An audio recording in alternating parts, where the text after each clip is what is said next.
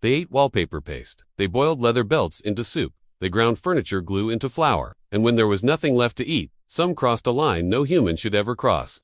This is the story of 872 days that turned one of the world's most beautiful cities into hell on earth. September 8, 1941. The German war machine had been unstoppable, crushing Poland, France, and now deep into Soviet territory. But Hitler had made one critical miscalculation. He believed Leningrad would fall in weeks.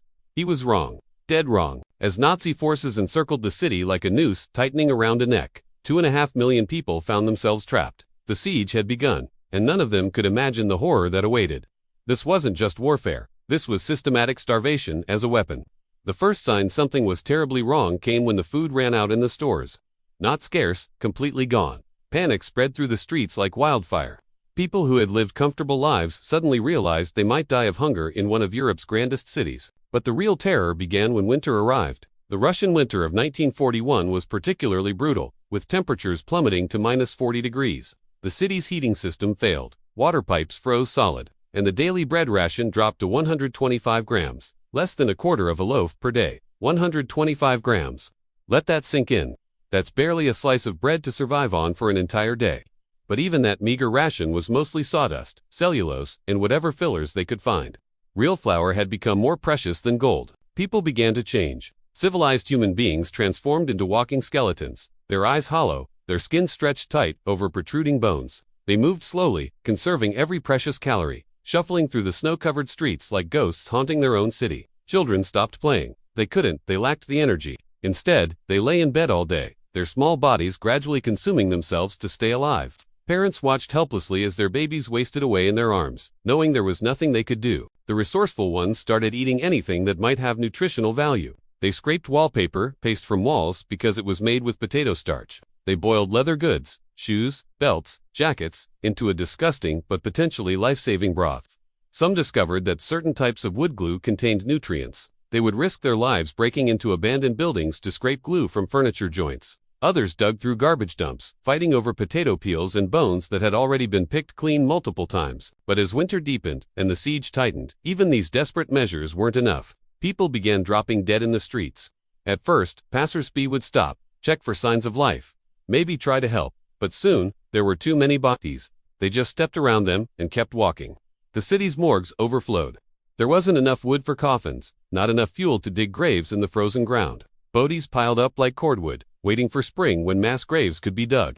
The smell of death permeated everything. And then came the unthinkable, when every cat and dog in the city had been eaten, when every rat had been trapped and consumed, when even grass and tree bark had been stripped away. Some people crossed the final taboo. Cannibalism emerged from the shadows of humanity's darkest hour. The NKVD Soviet secret police documented over 2,000 arrests for cannibalism during the siege, but those were just the ones they caught. How many more cases went undetected?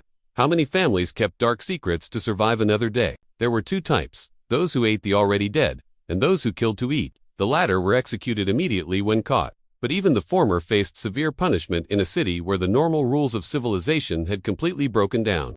One survivor later wrote about finding her neighbor cutting meat from a frozen corpse in the hallway. The neighbor looked up and simply said, "I have children." What do you say to that? What moral judgment can you make when survival instincts override everything humanity has built? Meanwhile, the German forces surrounding the city had explicit orders not to accept surrender. Hitler wanted Leningrad to starve to death. He planned to raze the city completely, erasing it from the map. The siege wasn't just military strategy, it was attempted genocide through starvation. But the people of Leningrad refused to give up. Despite everything, life continued in small, defiant ways. The famous composer Dmitri Shostakovich wrote his Seventh Symphony during the early months of the siege. Musicians, many weak from hunger, performed it in the city while bombs fell around them. Schools somehow stayed open. Teachers, barely alive themselves, continued educating children who might not survive the week. Libraries remained operational. Even as people burned books for warmth, librarians protected the most valuable texts, believing in a future beyond the siege. The city's radio never stopped broadcasting. When announcers were too weak to speak, they would simply leave the microphone on, transmitting the sound of a metronome. That steady beat became the heartbeat of a dying city, proof that Leningrad still lived, still resisted. Some of the most heart-wrenching stories come from the diaries found after the war. A young girl named Tanya Savicheva kept a small notebook documenting her family's deaths. Genya died on December 28 at 12 p.m. 1941. Grandma died January 25, 3 p.m. 1942.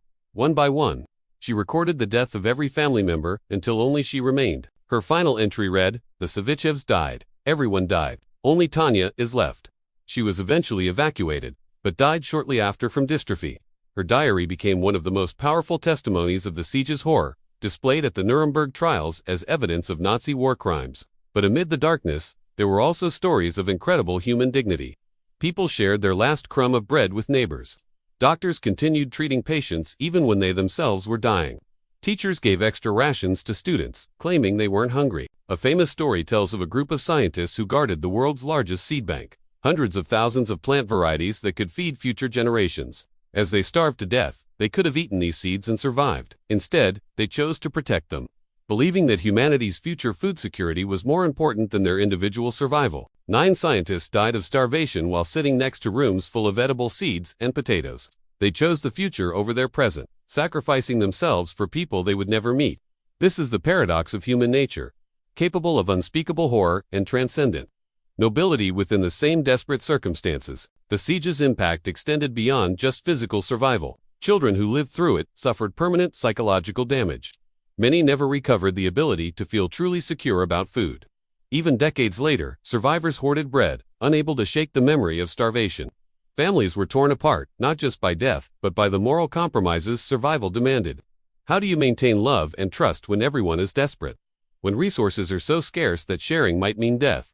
These psychological wounds lasted long after the physical ones healed. As 1942 turned into 1943, the situation somehow got even worse.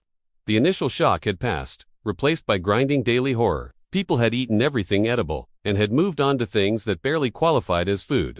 Petroleum jelly, hair oil, anything with calories became precious. The black market flourished with grotesque exchanges. A piece of bread might cost a family heirloom passed down for generations. People traded wedding rings for a handful of grain. Human dignity was bartered away 1 calorie at a time. But spring 1943 brought the first sign of hope. Soviet forces had begun pushing the Germans back on other fronts, and supplies started trickling into Leningrad via the Road of Life, a dangerous route across the frozen Lake Ladoga. Trucks carrying food had to race across the ice. While German aircraft hunted them, many supply trucks broke through the ice, their drivers drowning, along with desperately needed food. But enough got through to slightly increase the bread rations, from 125 grams to 200 grams, then eventually to 250. These tiny increases felt like miracles to people who had forgotten what it meant to feel full. The psychological impact of slightly more food was enormous. People began to hope again. They started planning for the future instead of just surviving the present moment. Children began to laugh occasionally. The human spirit, nearly extinguished, started flickering back to life. But the siege continued. Summer 1943 brought different challenges. Without winter to preserve bodies, disease spread rapidly through the weakened population. Typhus, dysentery, and scurvy claimed thousands who had survived starvation only to die from illness. The city's infrastructure was completely destroyed.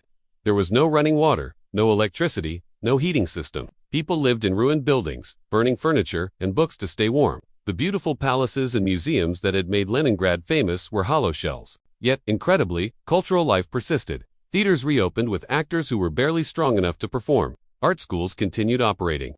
The human need for beauty and meaning proved stronger than hunger, stronger than fear, stronger than death itself. By 1944, the tide had clearly turned. Soviet forces were advancing on all fronts, and the German stranglehold on Leningrad was weakening. More supplies got through, rations increased, and people began to believe they might actually survive. On January 14, 1944, Soviet forces finally broke through the German lines. The siege was lifted after 872 days. Church bells that had been silent for years rang throughout the city. People wept in the streets. Tears of joy mixed with grief for all who hadn't lived to see this moment. But liberation revealed the full scale of the horror. Of the 2.5 million people trapped in the city, over 1 million had died. Entire families had been wiped out.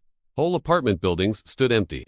The beautiful city was a graveyard filled with survivors who looked like walking corpses. The cleanup took years. Mass graves were dug to bury thousands of bodies preserved by the cold. Buildings had to be searched room by room for the dead.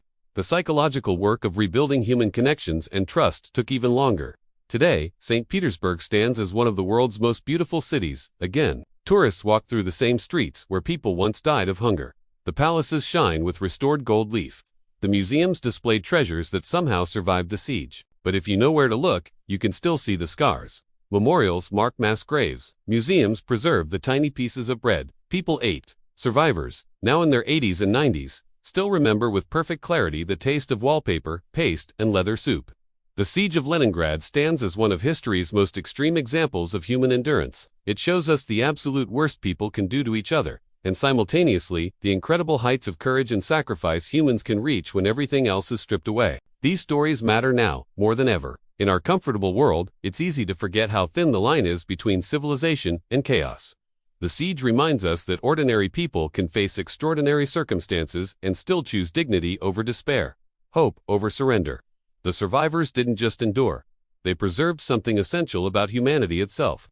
Their stories of courage, sacrifice, and stubborn hope in the face of absolute darkness light the way for all of us when we face our own challenges. If this story moved you, if it made you think differently about human resilience and the preciousness of life, please subscribe to our channel. Hit that notification bell so you never miss stories that remind us what it truly means to be human. Share this with someone who needs to hear about the power of the human spirit, because in remembering Leningrad, we honor not just those who died, but those who lived, who chose love over hate, hope over despair, and humanity over horror. Their legacy lives on in every choice we make, to care for each other, to share what we have, and to never give up. The siege ended 80 years ago, but its lessons are eternal. In our darkest moments, we are capable of both unimaginable cruelty and transcendent grace. The choice, as always, is ours. Tell us which country or city you're watching from. See you in the next video. Bye.